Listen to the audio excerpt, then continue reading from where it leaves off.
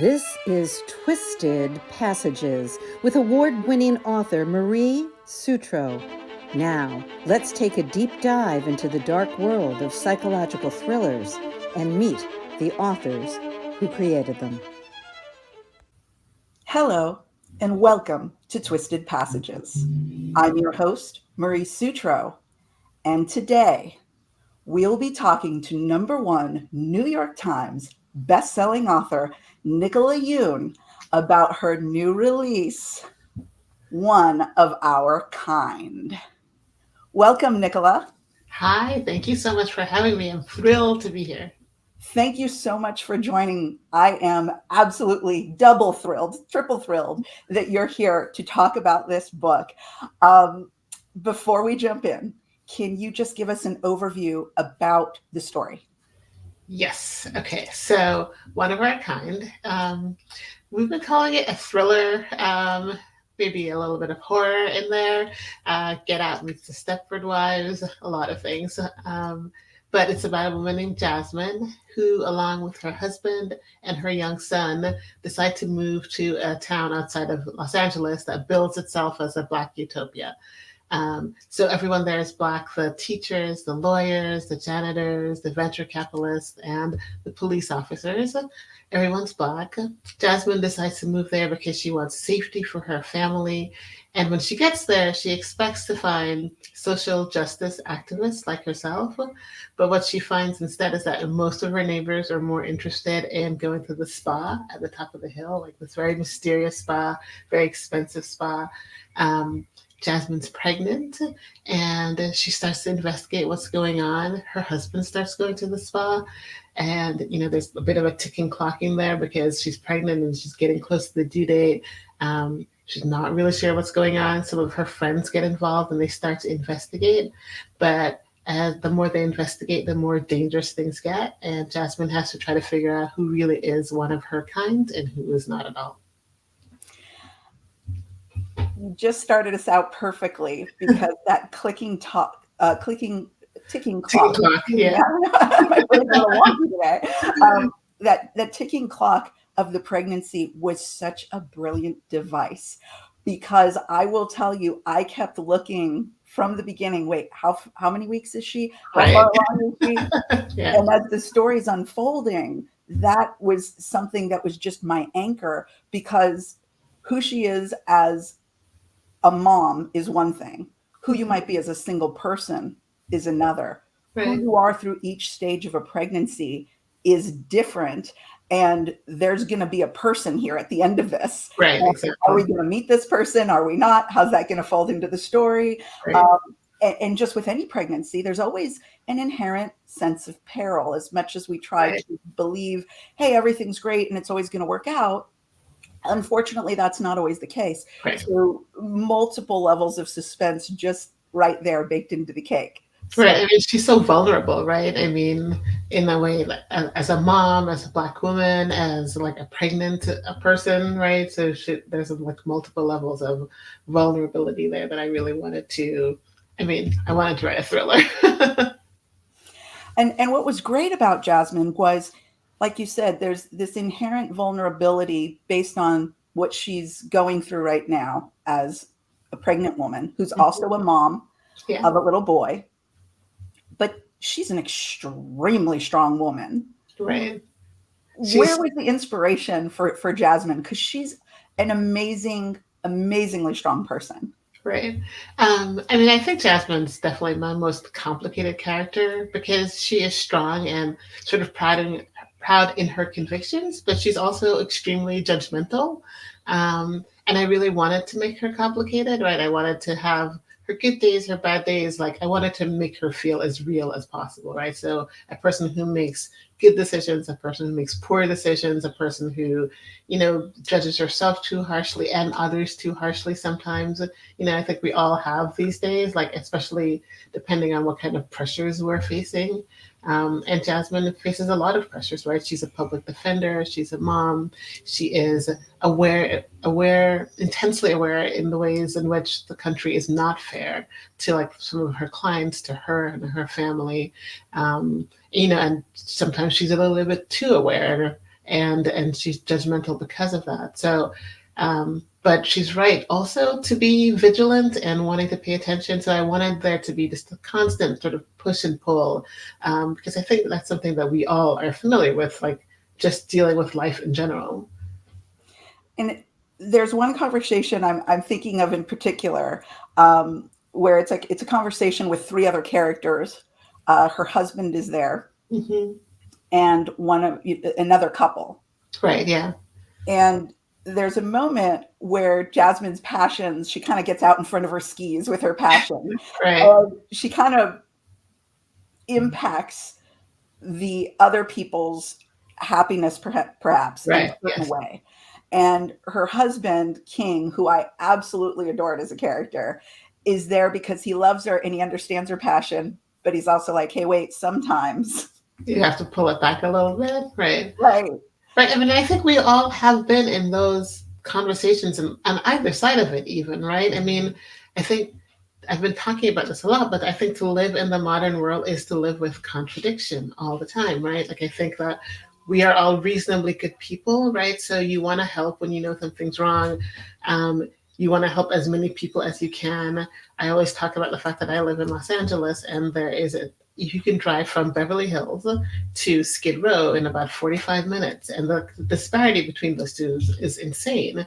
And I, as a good person myself, I want to help, right? And we all want to help, but also, you know, you can't fix everything, right? But there's a way in which you can want to, right? Like we all have phones and we all know the labor practices behind having phones are not good. I flew every day on tour and global warming is real, right? I think to be in the modern world is to live with a kind of contradiction, to live with wanting to do good and to be limited by how much good you can do. And I think that puts everyone in a tough spot, right? Like I think there's so many ways to react to that. You can be overly vigilant, you can check out, and say, I want to just go to the spa. Like, and it's the world that puts us in this place, right? And part of the whole point of the book is to examine like a world that would make us feel like a little bit crazy, honestly, like you go too far, you go like it's a push and pull just all the time. That was so beautifully said about the limits that the world is placing on us and those pressures. And when you are wanting to do good and you keep hitting walls, or negativity keeps being pushed upon you, Right.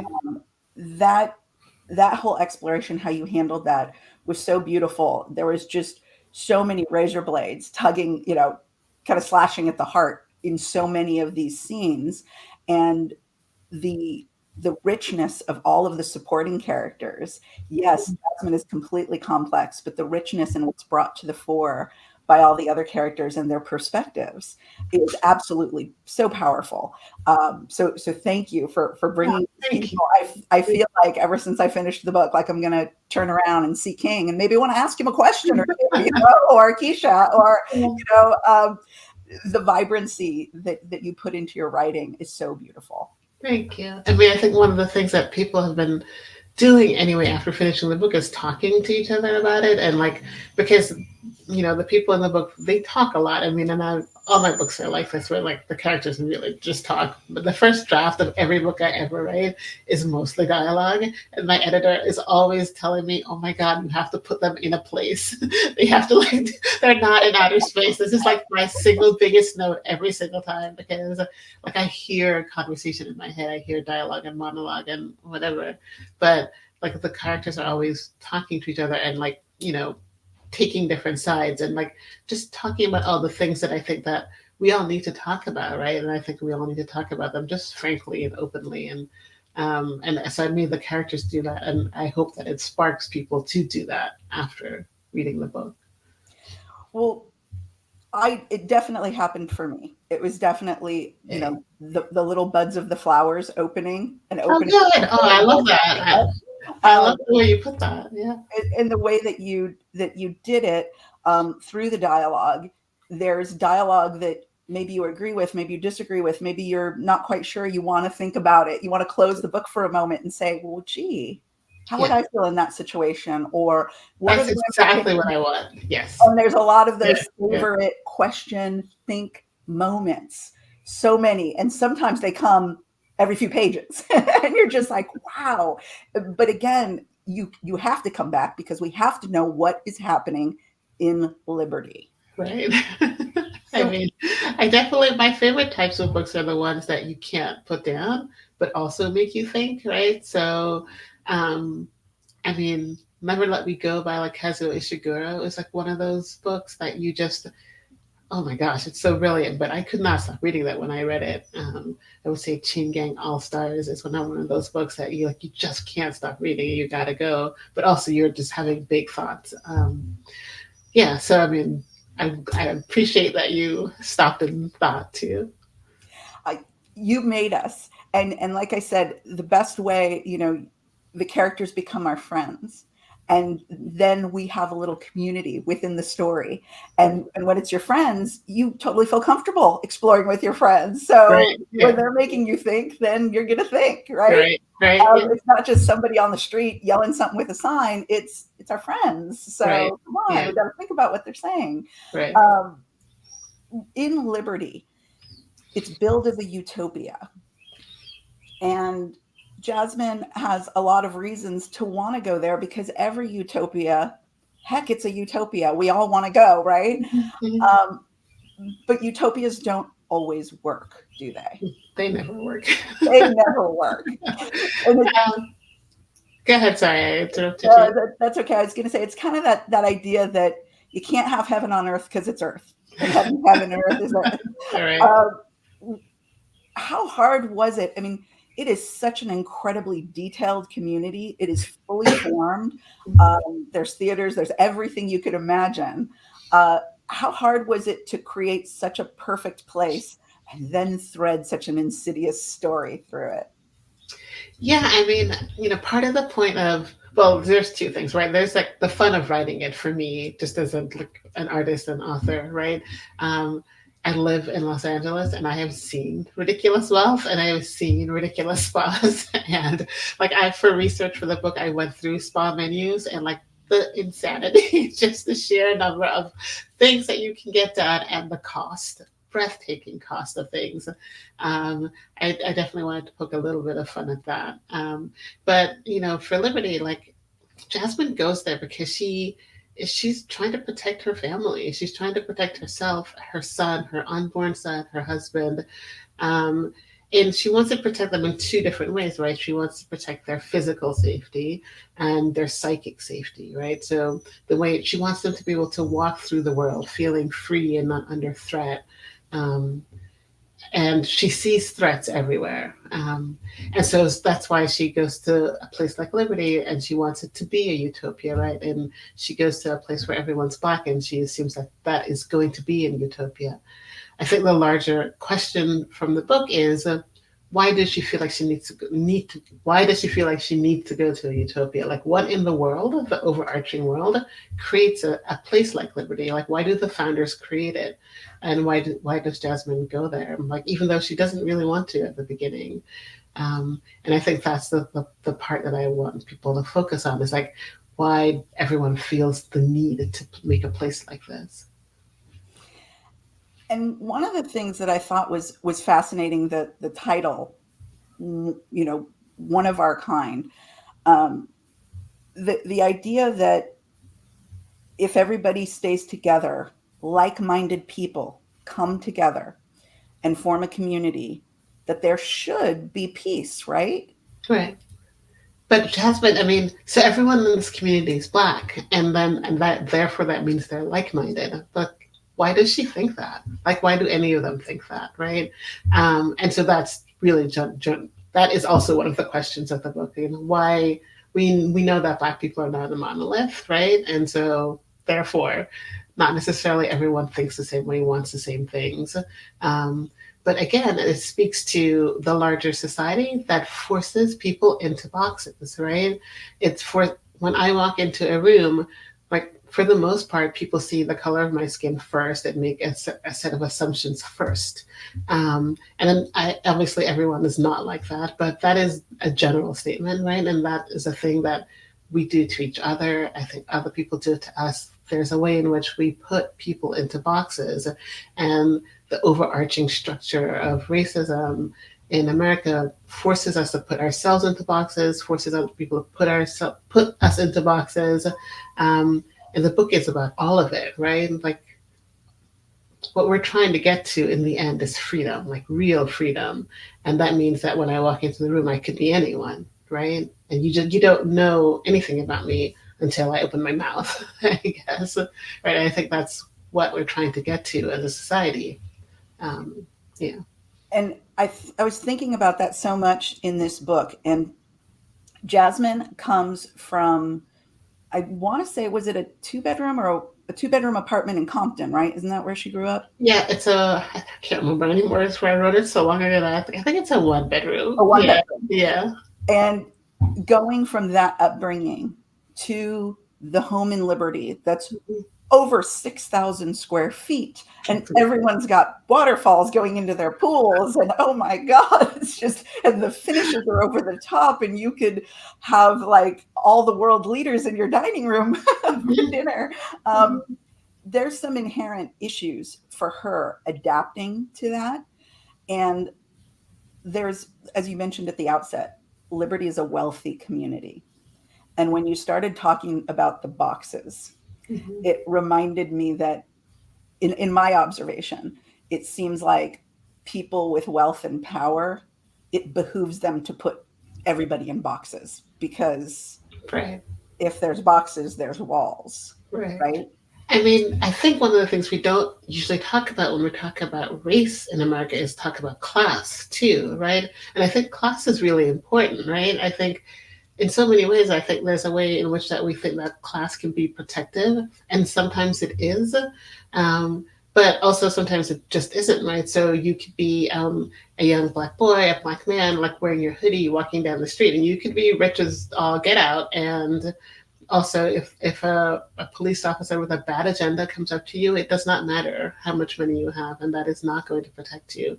And so I really wanted to examine safety and like how much you can like purchase safety, and like is it possible, how far does that protectiveness extend, and then again, like we're all mostly, like you and I probably are middle class people, right? And you want to protect your family. That's totally natural.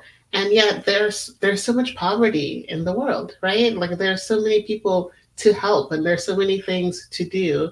And I really wanted to talk about that tension between like having your own thing and protecting what's yours, and also trying to protect the community at large. And I think that's something that we all struggle with, again, as part of like the modern condition. It really sets us up to like bang our heads against the wall, honestly. It does. And that was also some of the thoughts I was kind of having as I was going with Jasmine through this journey, step by step, what she's seeing, what she's feeling, and how she's reacting to it, and how the people around her are reacting. The people who've been in Liberty for a while, and the people who are still adapting to life in Liberty. And one of the things that I just kind of noticed over the arc of the book, and I've been dying to ask you this question. Yeah. Jasmine and King together come from a place of deep community. They have very deep roots. They're both very committed to their community and to helping make it better for other people. As time goes on, and you look at more and more of some of the folks and how they're adapting and what their approach is in Liberty, it's almost as if, and I didn't know if you were making the point about wealth, or just getting to think, having the reader think about, does wealth sometimes pull us out of community and make us a little more self-centered? Because I noticed, like when she went to the spa and she's thinking, oh my God, any of these treatments could help people who are starving around the world. And if majority of the people in the world could see that one person is caring so much about themselves, like there'd be riots over that, right? That oh my God, I could get food for my kids, and I could get this and that, with all the things that you're just blowing on 4 hours, right? Yeah. I mean, I think it's both things, right? I mean, I do think when we talk about billionaires in the world, I mean, that's wild with the amount of poverty that exists, right? I mean, you could do so much, right? And then, but also sometimes you need a break, right? Sometimes like a good massage is a good massage, right? And so, the book isn't prescriptive. It's just to say, hey, let's look at this and let's think about this. Like, is there a better way? Is there some way that we can do a little bit more, achieve a little bit more for the community at large, right? Like, which is not to say that you should not take some time for yourself, but it is to say that it's untenable the way we have it right now. Like, I mean, I really think that part is true. But again, the book isn't prescriptive. It is a question after a question and a question. I just want us all to engage with it. And that's the great thing about having you on the show is I get to actually ask the question. And I love talking. I love talking about it. I think that we're gonna end up doing, because what I noticed on tour is everyone, like most people hadn't read it because it was just after the book was out. But people who had read it, oh my God, they wanted to talk about it. And like, especially now that I knew the ending and they were standing right in front of me. And so we could talk about the end and like the spoilers and all this stuff. And I think I'd read a book club. Like, I'm just going to need some book clubs, like spoiler-filled book clubs to talk. Well, one of the things I think is amazing, and I'm not going to spoil, is the Right. ending. I think you really, really, really just gave it to us in the ending, and I give you so much credit because it's such a powerful ending. Absolutely, the way it's billed, the way it's hyped, you went there and you hit it. So thank you as a reader. Thank you for going there. Well, thank you. I mean, the ending was, it's funny because I always knew what the ending would be. And I just wanted it to mean something. I really wanted the readers to feel it and to question, why does it end this way? And like, why have we built a world where the only ending was this one? Why, like, in our real world, like, why have we built a world? Like, there are villains in this book, but the villains are also victims. And they're victims of a larger society, a larger history. And so, yeah, there was no other way to end it. Well, thank you, because sometimes people shy away from going to those points. And you didn't. And I think that's why I'm thinking about it so much, why I was so excited to talk to you. It begs the question, what do you want readers to take away from this book? Yeah, okay. So this is my favorite question. And I think more than any other book, I have a thing that I want readers to take away, which is, I think that a lot of our public discourse, especially around race and racism, like lacks a lot of grace. Like, and I really mean grace and empathy. I think there's a way in which we assume the worst of other people, and we assume that people are doing the wrong thing, wanting the wrong things. And I think mostly that's not true. Like, I think most people will do the right thing if they know what the right thing is. Like, and I keep saying I don't want to sound Pollyanna because some people are terrible and you should not talk to them, but mostly people are okay. And I have made mistakes in my personal relationships, right, with people from different cultures, races, whatever. And the saving grace has always been they have treated me with grace, right? They know I love them. They know it's just a mistake. Let's find whatever, Nikki, you're being done. We'll move on. And similar, the same thing has happened to me where someone's done something dumb, said something dumb, and it's like, get it together. And then we move on, right? And so the only way things ever change is like real human connection, like real leaning in, real, like, when someone says this terrible thing happened to me and that was racist or whatever, believe them. They're not, mostly not lying to you. And if someone says I don't understand and they're being genuine, it's okay to say, okay, you don't understand, here, I'll explain it to you. And that is the way things move. And I'm not saying we're going to change the world, but I'm saying like these little things count, and they build, and we are lacking grace in our public discourse, and we need to bring that back and bring a little bit of empathy back, and we also just need to look at the world we've made and decide that it's silly and we need to fix it. I mean, when I say silly, I mean it's kind of tragic the way we've made the world with race and racism. So we need to fix it. Like we need to say we're going to roll up our sleeves now and do a little something.